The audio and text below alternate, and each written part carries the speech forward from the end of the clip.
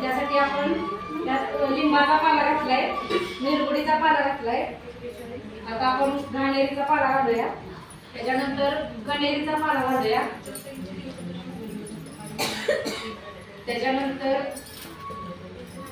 एरंडूचा पाला घालूया. पपईचा पाला घालूया.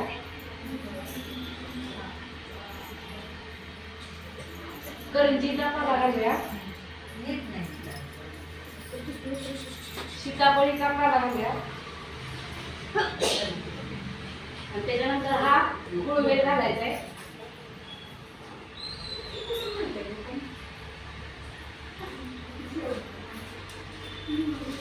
हा मिरची आणि लसणाचा ठेचा आहे.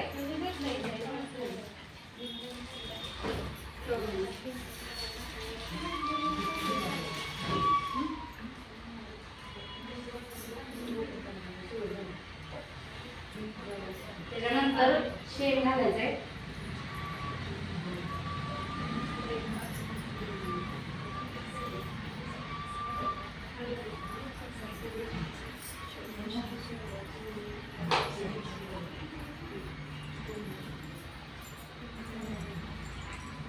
त्याच्यानंतर गोमूत्र घालायचं.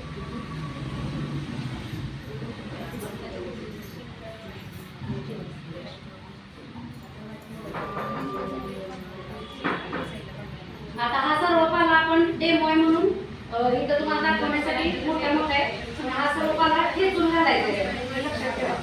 त्याच्यानंतर एका डायरेक्शन फिरवायचं आणि हे तयार व्हायला 1 महिना कालावधी लागतो.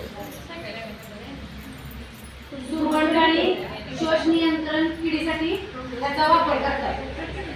आलं लक्षात? मॅडम व्हिडिओ करते.